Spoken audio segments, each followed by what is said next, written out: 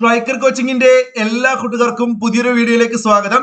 ഞാൻ ഷഹനാദാണ്. കൂട്ടുകാരെ, നമ്മൾ ഇന്ന് കറണ്ട് അഫയേഴ്സിന് ഒരു MCQ, ഒരു കുറച്ച് ചോദ്യങ്ങൾ മാതൃകാ പരീക്ഷാ രൂപത്തിൽ എഴുതി നോക്കുകയാണ്. 50 ചോദ്യങ്ങൾ 15 മിനിറ്റ് കൊണ്ട്.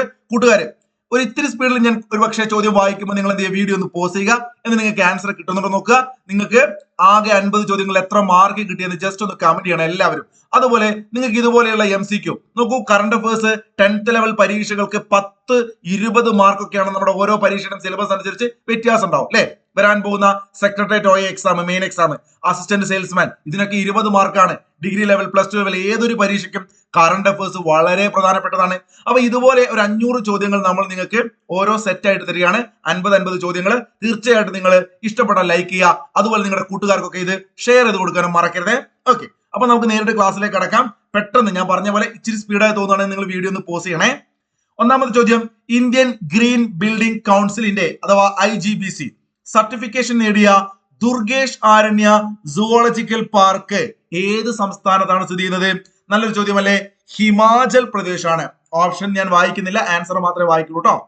2024 ആബേൽ പുരസ്കാര ജേതാവ് ആരാണ്? 2024 ആബേൽ പുരസ്കാര ജേതാവ് മിഷേൽ തല ഗ്രാൻഡ് ആണ്. ഇത്തരം ചോദ്യങ്ങളെല്ലാം നമ്മൾ ക്ലാസ് എടുത്തിട്ടുണ്ട്. നമ്മുടെ പ്രീവിയസ് കറണ്ട് അഫയേഴ്സ് ക്ലാസ്സുകൾ കണ്ടാൽ നിങ്ങൾക്ക് ഇതിനൊക്കെ ഉത്തരം കിട്ടും കേട്ടോ. മുഴുവൻ ചോദ്യങ്ങളും ഞാൻ ക്ലാസ് എടുത്താണേ. 2024 അബ്ദുറഹിമാൻ സാഹിബ് സ്മാരക പുരസ്കാരം ഈ വർഷം പ്രഖ്യാപിച്ചതാണ്. അബ്ദുറഹിമാൻ സാഹിബ് സ്മാരക പുരസ്കാരം കിട്ടിയത് ടി പത്മനാഭൻ. നമ്മുടെ പ്രിയപ്പെട്ട കഥാകാരൻ ടി പത്മനാഭൻ. കരുവന്നൂർ എന്ന കൃതി ആരുടേതാണ്? ഈ അടുത്ത് പഠിപ്പിച്ചല്ലേ, ടി പത്മനാഭന്റെതല്ലേ. 82ാമത് ഗോൾഡൻ ഗ്ലോബ് പുരസ്കാരത്തിൽ നിന്നും തെറ്റായ ജോഡി തിരഞ്ഞെടുക്കുക.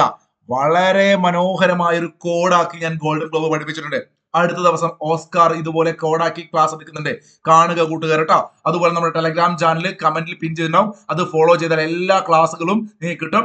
ബെൽ ബട്ടൺ നോട്ടിഫിക്കേഷൻ നിങ്ങൾ ഓൺ ആക്കി വെച്ചാൽ നിങ്ങൾക്ക് അതുപോലെ എല്ലാ ദിവസവും 2 ക്ലാസ്സസ് SCRT, അതുകൂടാതെ മറ്റ് ക്ലാസ്സുകളൊക്കെ ഇനി സെക്രട്ടേറിയറ്റ് OA എക്സാം വരെ ഉണ്ടാവുന്നതാണ് കേട്ടോ. ഓക്കെ, അപ്പൊ നോക്കൂ, ഇവിടെ മികച്ച നടൻ കിരൺ കുൽക്കിൻ, ഇങ്ങനെ ഒരു പേര് നമ്മൾ കേട്ടില്ല. നമുക്കറിയാം ഡയറക്ടർ ബ്രാഡിയാണ്, നടൻ ബ്രോഡിയാണ് അല്ലെ. ഡ്രാമ വിഭാഗത്തിൽ നടി കോമഡിയിൽ ഡെമി മൂറാണെന്ന് നിങ്ങൾക്ക് ഓർമ്മയുണ്ടാവും. അപ്പൊ നിങ്ങൾ ആ ക്ലാസ് കണ്ടു കഴിഞ്ഞാൽ ആ കോഡ് കിട്ടും. മുസ്ലിം പുരുഷന്മാർക്ക് ഒന്നിലേറെ വിവാഹങ്ങൾ രജിസ്റ്റർ ചെയ്യാമെന്ന് വിധിച്ച കോടതി ഏതാണ്? മുസ്ലിം പുരുഷന്മാർക്ക് ഒന്നിലേറെ വിവാഹങ്ങൾ രജിസ്റ്റർ ചെയ്യാമെന്ന് വിധിച്ച കോടതി ബോംബെ കോടതിയാണ്.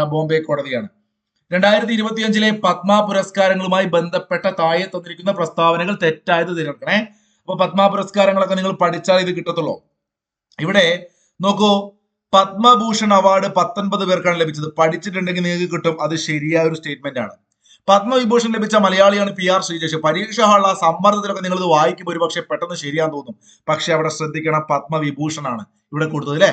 പത്മഭൂഷൺ ആണ് PR ശ്രീജേഷ്, പത്മവിഭൂഷൺ അല്ല. അപ്പൊ എന്താണ്? ഇതാണ് ഉത്തരം. തെറ്റായതല്ലേ. 113 പേർക്ക് കിട്ടിയിട്ടുണ്ട് പത്മ അവാർഡ്, അതും ശരിയാണ്.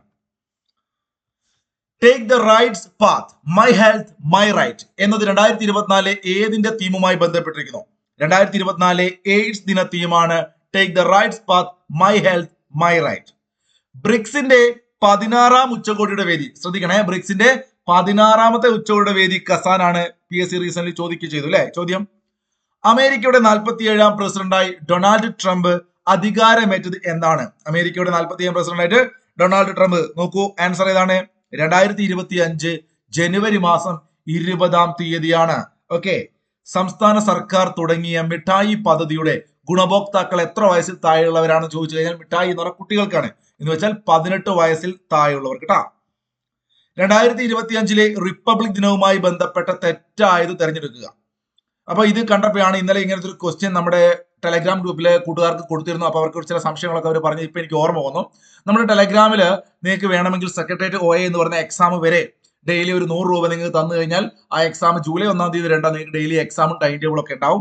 അതുപോലെ തന്നെ ഒരു നീണ്ടു നിൽക്കുന്ന കറണ്ട് അഫയേഴ്സ് ബാച്ച് അവിടെ ഓടിക്കൊണ്ടിരിക്കുന്നുണ്ട്. രാവിലെ 5:30 ടെലഗ്രാമിൽ ഓഡിയോ ക്ലാസ്സും അതുപോലെ PDF നോട്ടൊക്കെ ഉണ്ടാവും. മനോഹരമായ, വേണ്ടവർക്ക് ജോയിൻ ചെയ്യാം. വളരെ ചെറിയൊരു 100 രൂപ എന്നൊക്കെ പറഞ്ഞാൽ ഒരു പൈസയല്ല. പഠിക്കുന്ന ആളുകളെ സംബന്ധിച്ച് 7306118242 അല്ലേ. അപ്പൊ നിങ്ങൾ റീചാർജ് ചെയ്യുന്ന എത്ര പൈസ നിങ്ങൾക്ക് അറിയാലോ. അപ്പൊ വേണമെങ്കിൽ ഈ നമ്പറിൽ വാട്സാപ്പിൽ മെസ്സേജ് അയച്ചാൽ ഞാൻ തന്നെയാണ് ക്ലാസ്സുകൾ എടുക്കുക. നിങ്ങൾക്ക് വേണമെങ്കിൽ ടെലഗ്രാമിൽ ജോയിൻ ചെയ്യട്ടോ. ജസ്റ്റ് പറഞ്ഞേ ഉള്ളൂ. 2025 റിപ്പബ്ലിക് ദിനവുമായി ബന്ധപ്പെട്ട തെറ്റായ പ്രസ്താവന തിരഞ്ഞെടുക്കാനാണ് പറഞ്ഞത്. നിങ്ങൾ വായിച്ചു നോക്കിയോടാ. വായിച്ചു നോക്കിയോ? റിപ്പബ്ലിക് തീം എന്താണ്? സ്വർണിം ഭാരത് അല്ലെ, വിർസത് ഔർ വികാസ്, ശരിയാണ്. അതുപോലെ തന്നെ 2025 റിപ്പബ്ലിക് ദിനാഘോഷത്തിൽ പങ്കെടുക്കാൻ ക്ഷണം കിട്ടിയ ആദിവാസി രാജാവ് രാമൻ രാജമന്നനാണ്, അതും ശരിയാണ്. അപ്പൊ ഇത് തെറ്റാതെ തിരഞ്ഞെടുക്കട്ടെ അല്ലെ. റിപ്പബ്ലിക് ദിന പരേഡിൽ വനിതകൾ മാത്രമുള്ള CRPF സംഘത്തെ നയിച്ചത് പൂനം ഗുപ്ത, അതും ശരിയാണ്. അപ്പൊ പരേഡിൽ 1ാം സ്ഥാനം നേടിയത് ഉത്തരാഖണ്ഡ് ടാബ്ലോയാണ്. മക്കളെ, കുംഭമേള ഇപ്രാവശ്യം വളരെ ഇമ്പോർട്ടന്റ് ആയി ഞാൻ എടുത്തെടുത്ത് പറഞ്ഞ് പഠിപ്പിച്ചാണ്. അപ്പൊ അത് ഉത്തർപ്രദേശ് ആണ്, ഉത്തരാഖണ്ഡ് അല്ല. ഓക്കെ, താഴെ തന്നിരിക്കുന്നതിൽ നിന്നും തെറ്റായത് തിരഞ്ഞെടുക്കാൻ പറയുന്നുണ്ട്. പാവൽ പ്രകൃതിയാണ് അല്ലെ. നമുക്ക് ഓൾറെഡി അറിയാം പാവലൊക്കെ നമ്മുടെ SCRT തന്നെ ഉണ്ട്, പ്രിയങ്കയൊക്കെ പഠിക്കാൻ. അതുപോലെ തന്നെ ഇപ്രാവശ്യം പുതിയ കുറച്ചെണ്ണം വന്നിട്ടുണ്ട്. അതിൽപ്പെട്ട അത്യുൽപാദന ശേഷിയുള്ള എന്താ പറയാ, വിത്തനങ്ങളൊക്കെ ചോദിക്കാറില്ലേ. അതുപോലെ തന്നെ ഗിനിപ്പുല്ല്, മരതകം, ഹരിത എന്നൊക്കെ പറഞ്ഞിട്ട് ഗിനിപ്പുല്ല് പഠിച്ചിരുന്നു. പാവലിന്റെ പ്രകൃതി പഠിച്ചിരുന്നു. അതുപോലെ തന്നെ യെല്ലോ മഞ്ച് ഓർമ്മയുടെ തണ്ണിമത്തനാണ് അല്ലെ. ഓറഞ്ച് ഡിലൈറ്റ്, യെല്ലോ മഞ്ച്, വേറെ ഒരുപാട് നിങ്ങൾ പഠിച്ചിട്ടുണ്ട്. അറിയുന്നവരൊന്ന് കമന്റ് ചെയ്തേ, നമ്മുടെ പിള്ളേര് പ്രീവിയസ് ക്ലാസ് കണ്ടവര്. അപ്പൊ എല്ലാം ശരിയാണ്, ഇതിനകത്ത് എല്ലാം ശരിയാണ്. പാവൽ പ്രകൃതിയാണ്, ഗിനിപ്പുല്ല് മരതകം ശരിയാണ്, യെല്ലോ മഞ്ച് തണ്ണിമത്തൻ ശരിയാണ് കേട്ടോ. അപ്പൊ ഇങ്ങനെയൊക്കെ ചോദ്യം വന്ന് നമുക്ക് കിട്ടണേ. 2024 രാജ്യത്തെ മികച്ച സമുദ്രബന്ധന ജില്ലയായി തിരഞ്ഞെടുത്തത്, 2024 രാജ്യത്തെ മികച്ച സമുദ്രബന്ധന ജില്ല കൊല്ലം ജില്ലയാണ്.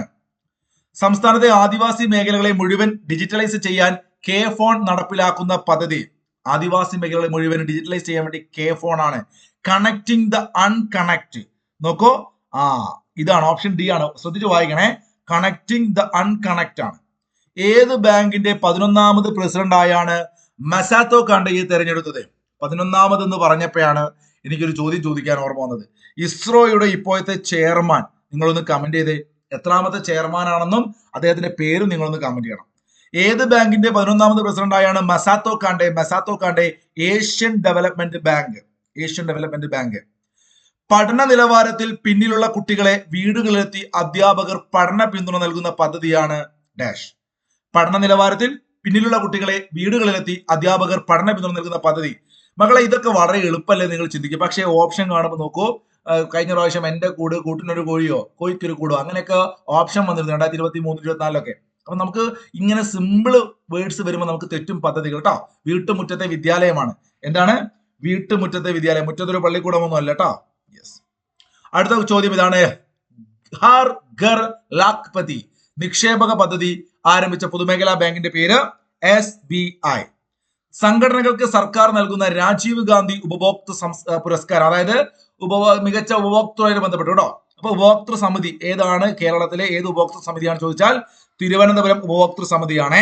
കേരള സ്റ്റാർട്ടപ്പ് മിഷൻ നടത്തുന്ന സ്റ്റാർട്ടപ്പ് സമ്മേളനമായ ഹഡിൽ 2024 വേദി 24 ആട്ടാ. കേരള സ്റ്റാർട്ടപ്പ് മിഷൻ നടത്തുന്ന സ്റ്റാർട്ടപ്പ് സമ്മേളനമായ ഹഡിൽ 2024 വേദി എവിടെയാണ് ചോദിച്ചു കഴിഞ്ഞാൽ അത് കോവളമാണ്. കോവളത്താണ് ഹഡിൽ. ഓക്കെ. അങ്ങനെയാണെങ്കിൽ MT വാസുദേവൻ നായർ തിരക്കഥ എഴുതിയ ആദ്യത്തെ ചലച്ചിത്രം, അദ്ദേഹം തിരക്കഥ എഴുതിയ ആദ്യത്തെ ചലച്ചിത്രം, നല്ല ക്വസ്റ്റ്യൻ ആണ്, MT യെ കുറിച്ച് ചോദിക്കാം. മുറപ്പെണ്ണാണ്. തെറ്റിക്കരുത്, ഏതാണ്? മുറപ്പെണ്ണാണ്. MT വാസുദേവൻ നായർ തിരക്കഥ എഴുതി. അദ്ദേഹം ആദ്യമായിട്ട് മുറപ്പെണ്ണിനെടുത്തൊരു തിരക്കഥ എഴുതി കൊടുത്തു. ആലോചിച്ച് വെച്ചേട്ടോ, അദ്ദേഹം സിനിമയിലേക്ക് ഒരു എൻട്രി കിട്ടുന്ന അദ്ദേഹത്തിന് മുറപ്പെണ്ണിന് ഒരു തിരക്കഥ എഴുതി കൊടുത്തിട്ടാണ്. ഇതൊക്കെ നമ്മൾ ഒരുപാട് തവണ പറഞ്ഞതാണ്. നിങ്ങൾ അഥവാ തെറ്റുന്നവർ, നിർമാല്യം അല്ലെങ്കിൽ ഒക്കെ നമ്മുടെ മനസ്സിൽ കൺഫ്യൂഷൻ വരികയാണെങ്കിൽ നിങ്ങൾ ആലോചിക്കുക, MT ആദ്യമായിട്ടൊരു തിരക്കഥ എഴുതി ആർക്ക് കൊടുത്തു? അദ്ദേഹത്തിന്റെ മുറപ്പെണ്ണിന് കൊടുത്തു അല്ലെ.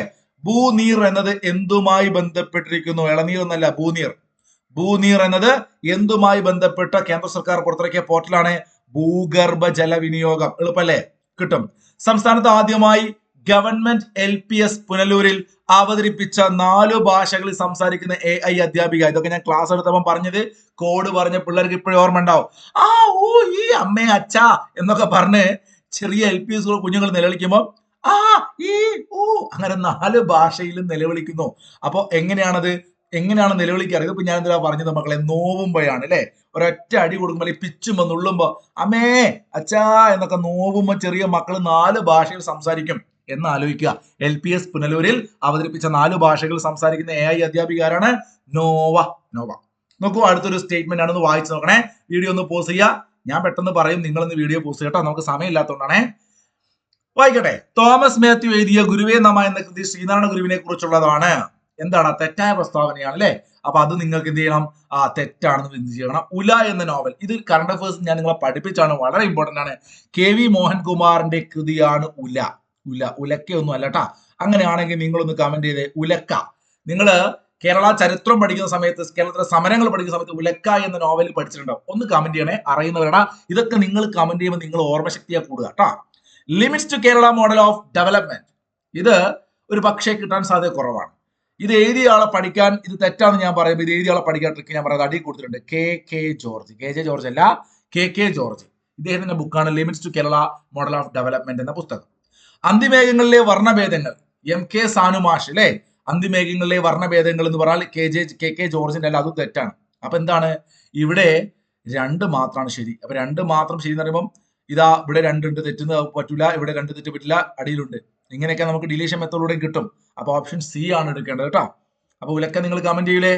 സംസ്ഥാന സ്കൂൾ കായിക മേളയുടെ വേദി, ശ്രദ്ധിക്കൂ മക്കളെ, 2025 കഴിഞ്ഞ മെയിൻ എക്സാമിന് ചോദിച്ചാണ് അല്ലെ.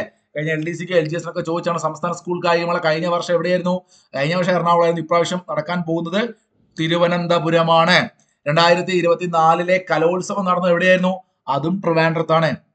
അപ്പൊ ട്രിവാൻഡ്രത്ത് കലോത്സവം നടന്നിട്ടുണ്ട്. ഇനി നടക്കാൻ പോകുന്ന കായികമേള എവിടെയാണ്? തിരുവനന്തപുരത്താണ്. പഠിച്ചു വെക്കണേ. താഴെ തന്നിരിക്കുന്ന പ്രസ്താവനകൾ വായിച്ച് ശരിയായത് തിരഞ്ഞെടുക്കുക. 2024 ഒക്ടോബറിൽ നിങ്ങൾ വായിച്ചു നോക്കണേ.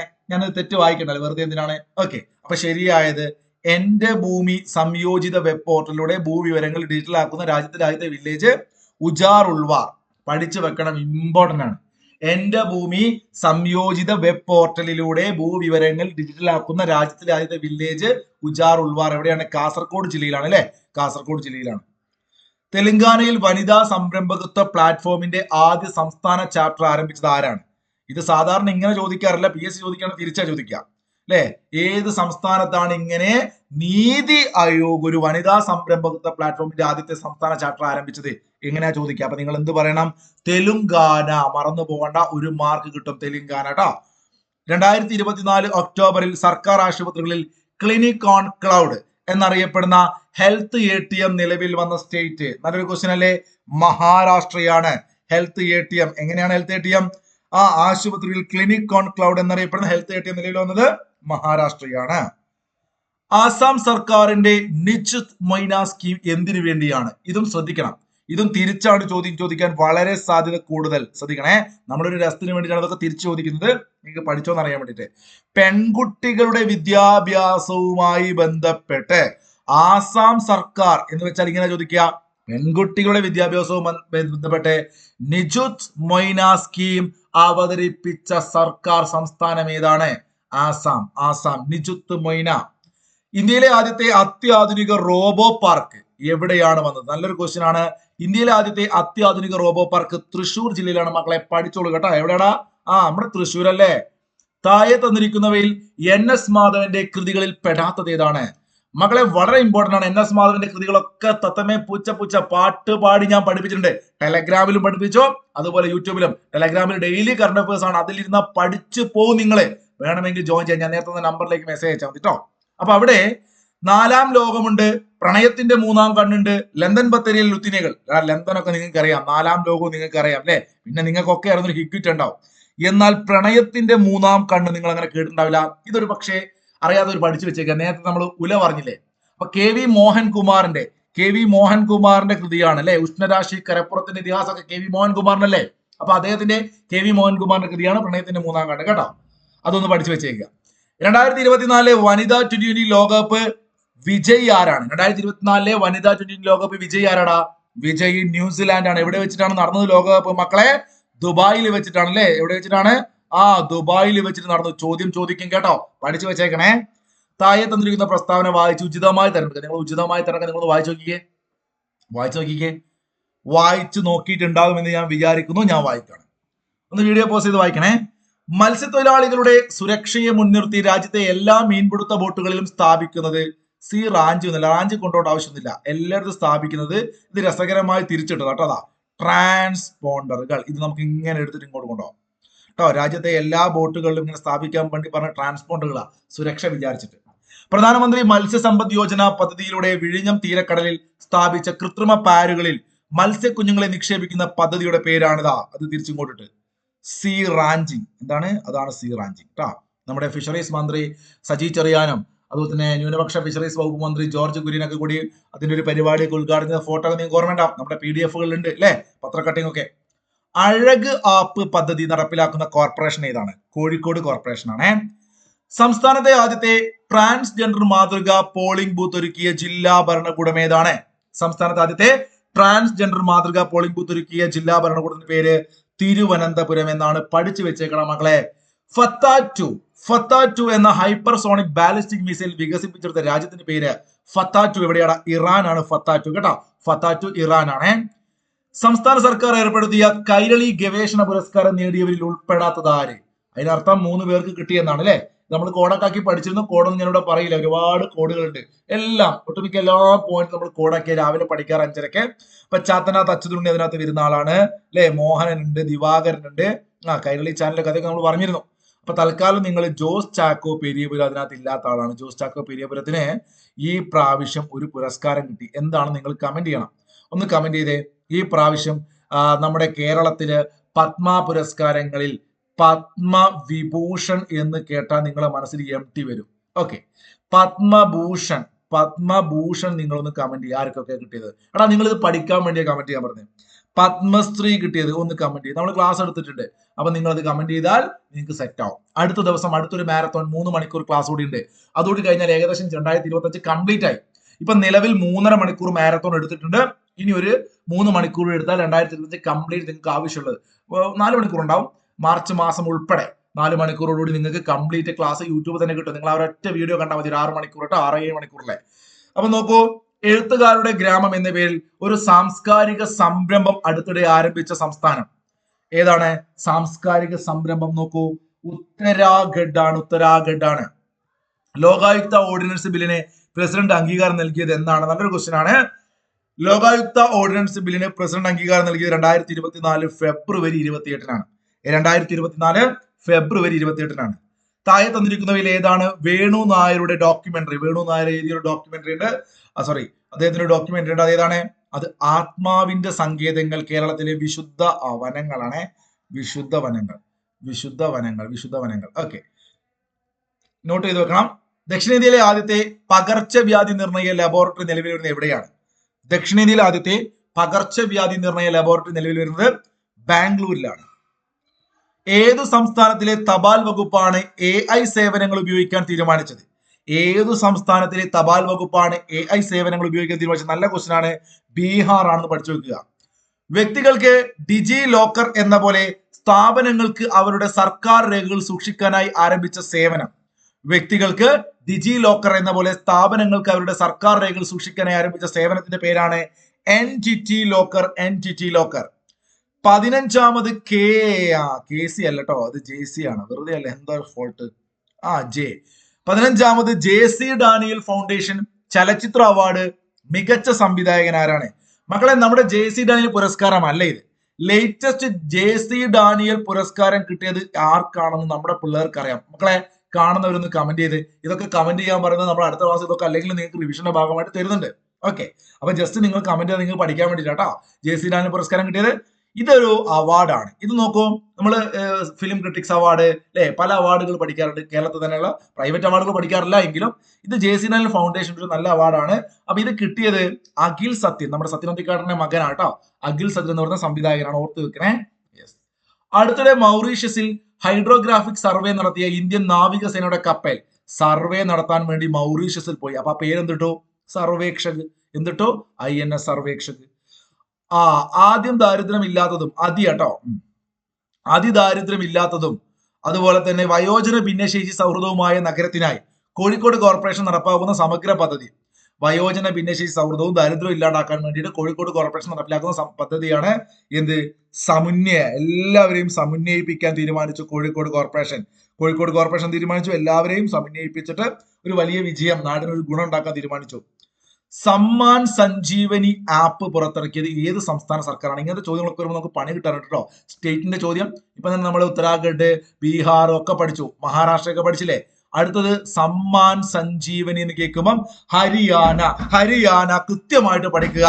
പ്രതിരോധ സാമഗ്രികളുടെ നിർമ്മാണത്തിലും വിതരണ ശൃംഖലയിലും ഒരുമിച്ച് പ്രവർത്തിക്കാൻ ഇന്ത്യയുമായി സഹകരിക്കുന്ന രാജ്യം ഏതെന്ന് ചോദിച്ചു കഴിഞ്ഞാൽ അത് ഇന്തോനേഷ്യയാണ്. പ്രതിരോധ സാമഗ്രികളുടെ നിർമ്മാണത്തിലും വിതരണ ശൃംഖലയിലും ഒരുമിച്ച് പ്രവർത്തിക്കാൻ ഇന്ത്യയുമായി സഹകരിക്കുന്ന രാജ്യം ഇന്തോനേഷ്യയാണ്. ഇന്ത്യയിലെ ആദ്യത്തെ ജലമരം സ്ഥാപിതമായത് എവിടെയാണ്? ഇന്ത്യയിൽ ആദ്യത്തെ ജലമരം സ്ഥാപിതമായത് കുഫോസ് ആണ്, കൊച്ചിയാണ്.